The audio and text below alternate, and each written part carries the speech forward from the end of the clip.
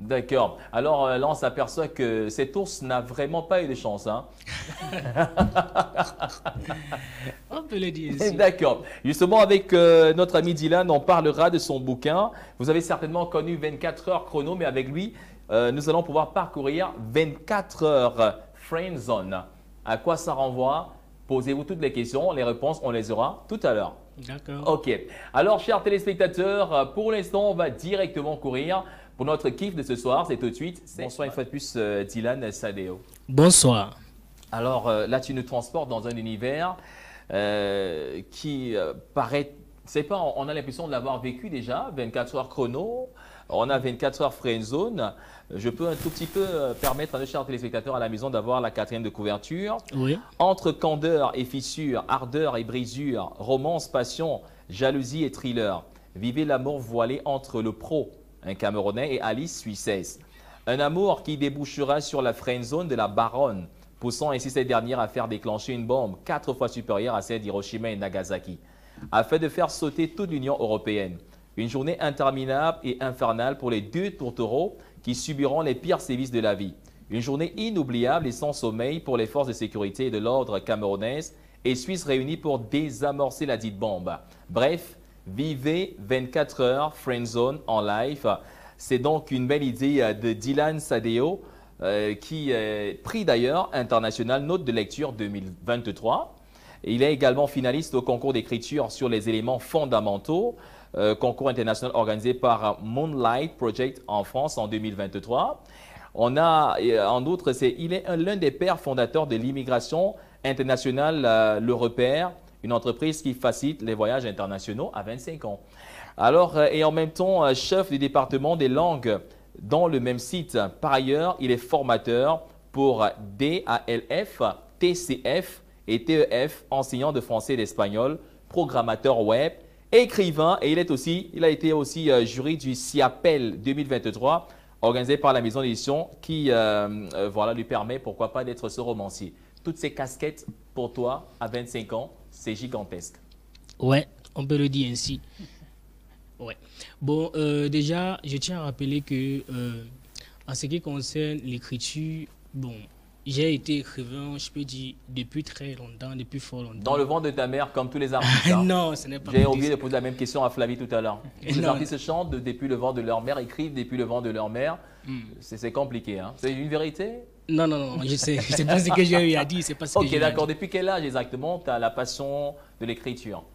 Bon, j'ai la passion de l'écriture depuis exactement 15 ans, mais je commence à écrire à pratiquement 22 ans. Oui. Toutes ces productions que vous avez eu à voir, ça fait seulement 3 ans, 4 ans. Oui, récemment encore, j'étais avec l'ambassadeur d'Espagne, puisque j'ai eu à publier un article au deuxième congrès des hispanistes, au deuxième congrès international des hispanistes qui avait eu lieu ici à Yaoundé. Ouais. Et l'Institut Cervantes vient récemment de le publier aussi. Ah, ouais. Ça c'est super. Très bonne nouvelle pour un jeune écrivain camerounais. Ouais, toi, tu ne languis pas comme les autres, au contraire, tu as l'opportunité de pouvoir te vendre et c'est super. Mais cependant, j'ai pris la peine de regarder, de lire, de jeter un coup d'œil sur cette œuvre. Je me suis aperçu que l'écriture, elle est vraiment libre. Hyper méga libre d'ailleurs, parce qu'on a des expressions que l'on pourrait juger de triviales, des expressions cartisardesques, entre guillemets. On les exploite vraiment dans ce bouquin. Et il a également un petit côté érotique. J'aimerais savoir, c'est pour quelle tranche d'âge? Bon, déjà, c'est beaucoup plus pour des jeunes. Bon, après, les adolescents, au fait, c'est notre monde, au fait. Ouais. C'est notre monde, c'est le monde des jeunes. Par exemple, là, j'ai développé deux concepts, ou alors j'ai parlé de deux choses. Vous voyez, il y a des gens qui font souvent la différence, qui confondent souvent ce que c'est que parler d'amour et faire d'amour. Au fait, ici, si vous vous rendez compte, vous allez voir que durant toute l'œuvre, il n'y a pas de rapport sexuel, mais on a l'impression qu'il y a des rapports sexuels dans le livre. Exactement. Puisque les deux sont parlé d'un livre érotique à la fin. Voilà. Si ça essaye, vous me faites une prière rapide. Hein, en fait, les personnages principaux, Alice et le pot, ce sont des chrétiens. Oui, ça c'est clair, ouais. Voilà. Bon, déjà ici, quand je parle de parler d'amour et faire d'amour, ici, j'ai eu à défendre cela auprès des personnages. Voilà. Je dis bien que, d'après moi, parler d'amour, c'est faire l'amour. Donc, je fais l'amour en parlant d'amour. Je le fais surtout par le mot. Le mot qui est cette puissance chimique capable d'opérer sur le corps de puissantes altérations. D'ailleurs, quelle femme ou quel homme ne fait pas l'amour? quel écrivain ou quel orateur serait idiot au point de croire que ça prend une seconde par les esprits. Ouais. Vous voyez, la preuve, c'est qu'actuellement, mon public et moi sommes en train de faire l'amour. Donc, c'est clair, vous faites de l'amour à la maison. Bon, c'est compliqué de poser la question, hein, mais c'est vrai que en psychologie également, on parle d'amour dans plusieurs sens. Hein. Par exemple, le sexe en psychologie, c'est chez un enfant, un nouveau-né, c'est par exemple le fait pour lui de désirer le sein de sa maman. Donc, ça dépend du centre d'intérêt que chacun pourra bien sûr développer avec le temps. Oui, et justement, je parle là de la friendzone. La friendzone, c'est alors un thème que presque tout le monde a envie, mais on n'en parle pas. Et c'est un thème vraiment très actuel. Ouais. Moi, j'en avais été victime. Donc la friendzone, c'est le fait d'aimer quelqu'un, la personne ne veut que de l'amitié. Ouais. Tout court. 24 heures, parce que ça se déroule en une journée, c'est 256 pas, et ça se déroule en une journée. Donc il y a beaucoup de choses qui se passent dans le livre, nous ne parlons plus de choses. Donc c'est ce que j'ai voulu développer. Vous avez vu, j'ai parlé tout à l'heure de parler d'amour, de faire l'amour, parce que celui qui est friendzonné se retrouve dans son monde. Vous voyez? Donc maintenant, il faut donc parfois utiliser ces termes pour essayer de nous faire cavalier l'inconnu, nous faire nous retrouver à l'intérieur. Et surtout, l'échappatoire, vous voyez, le moyen de s'échapper de cela, comment y remédier, c'est donc ce que je développe là à l'intérieur. Alors, ok. Mais est-ce qu'il n'y a pas, avant peut-être que tu ne rebondisses, il n'y a pas cette crainte pour certains jeunes qui ne vont pas percevoir la chose telle qu'elle, de sombrer également dans ce que nous leur reprochons aujourd'hui? Parce qu'avec l'avènement des réseaux sociaux, son téléphone portable, on a du mal à rédiger une phrase normale. Mais en réalisant encore ce bouquin inspirant, on pourrait penser un tant soit peu que dans notre devoir de dissertation, on peut glisser ce genre d'expression.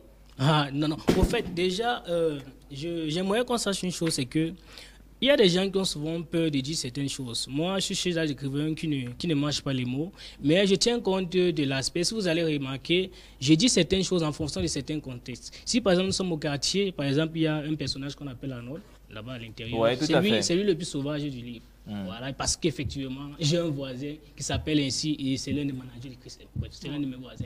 Et donc, du coup. Il ne le savait pas, hein. Maintenant il est informé. Non, bon, en fait, ils vont comprendre. Donc, du coup, c'est le vécu quotidien. Et maintenant qu'on est dans le milieu professionnel, puisque le pro, lui, il est enseignant, formateur. Exactement. Voilà, donc, du coup, quand c'est dans son niveau, j'élève aussi le langage. Donc, dit faire des glissements et tout, bon, non, je ne pense pas qu'on peut se perdre. D'accord. C'est rassurant tout au moins, ça. Alors, moi, j'ai une question. Déjà, félicitations à vous. Merci.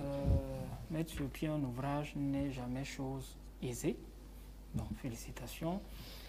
Maintenant, j'ai envie de savoir, vous êtes relativement, et même pas relativement, vous êtes jeune. Oui. Vous êtes Camerounais, vous avez fréquenté dans ce pays. Oui. Vous avez vécu un certain nombre de réalités que vous vivez encore certainement. Oui. Alors, des styles littéraires, on sait que le roman est l'un des plus décontractés.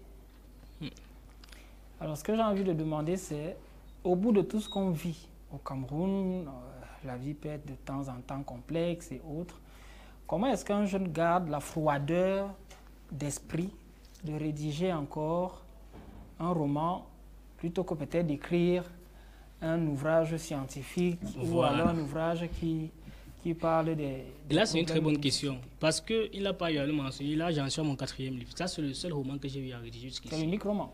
Oui, l'unique roman. Et c'est mon premier roman. Et ça, d'ailleurs, a été best-seller. Donc, c'est classé dans le top 10 des meilleurs livres camerounais les plus lus dans la francophonie. Voilà. Okay. Bon, j'ai un livre sur l'intelligence émotionnelle. C'est un livre didactique. Là, je fais la critique de la théorie du dernier Goleman sur l'intelligence émotionnelle. En dehors de ça, j'ai écrit l'ordre de rajouter réflexion émotionnelle, un remède aux gomologies dans le jargon médical. Ici, je fustige un peu ce caractère un peu déshabillé de la médecine, si je peux dire c'est ainsi. Le fait, la manière dont on prend le patient, puisque je connais quelqu'une, je vais dire ma voisine à Pendia qui en est morte, une petite fille. Elle avait mal à la dent, elle allait à l'hôpital, on a arraché la dent, je ne sais pas si on a mal arraché ou pas, mais en longueur comme en largeur, son visage a pris du volume. Soucieuse de savoir de quoi elle est en train de souffrir, elle fait un direct sur Facebook avec sa maman pour pouvoir essayer de comprendre sa maladie. Il y a maintenant un médecin chevronné de Douala dont je peux faire tel le nom, qui lui dit, je sais de quoi tu souffres, viens donc me rencontrer dans mon bureau. Quand elle arrive, il lui dit, une fille de 17 ans qui a grandi au ghetto. Il dit, mademoiselle, vous souffrez d'une tumeur macilio-faciale avec ablation de la mâchoire inférieure. Donc quand la petite entend ce genre de choses dans sa tête, c'est que elle est déjà morte. Elle est finie. Donc du coup, la conséquence, c'est quoi? Le sang commence à sortir dans la bouche et tout. Même l'argent qu'on avait cotisé pour qu'elle aille se faire soigner en Europe, ça n'a servi à rien et elle est morte. Donc ici, ce que je conseille, j'interpelle l'OMS pour dire que il est important de mentionner aux médecins que quand on reçoit un patient, qu'on prenne la peine de prendre préalablement des informations sur le patient pour connaître son style, son langage, où est-ce qu'il vit et tout. Voilà. Bah oui. Donc, il y a ça. Alors, et là maintenant, on va tout simplement avoir un petit bout sur ton rôle de formateur en TCF. Voilà. Parle-nous-en en quelques minutes, s'il te plaît. Oui, déjà, le TCF, c'est le test de connaissance du français. Ouais. Le TEF, c'est le test d'évaluation du français. Le DAF, c'est le diplôme approfondi de langue française. Et le DEF, c'est le diplôme d'études de langue française. Ouais. Vous l'aurez compris, ce sont des tests qu'il faut obligatoirement pouvoir immigrer au Canada. Exactement. Voilà, donc c'est très à la mode. Oui, très à la mode. Donc, je suis formateur et à ce jour, j'ai d'ailleurs formé plus de 450 candidats, dont 300 sont au Canada. Wow. Et actuellement, il y a près de 200 qui sont en train d'immigrer. Donc, voilà ça. Et bon, pour ceux qui me connaissent, j'ai aussi une page YouTube où je fais aussi de formation. Je travaille avec des personnes partout dans le monde, que ce soit en Russie, en Inde, etc. D'accord. Alors, on te dit merci parce que la réalisation, on dit time is over. Ouais. Mr. Dylan Sadeo, on pourra envoyer également la plupart te retrouver sur tes différentes plateformes pour en savoir davantage. Même si on t'en veut un peu, parce que c'est vous qui faites partie de tous ces gens au Canada. Mais encore, merci d'être passé sur le plateau et bon vent pour la suite. Pareillement à Flavie, Roxane. On se dit à très bientôt. Très bientôt. Alors cependant, on se dit quoi? On se check, Mr. Christian. Ok.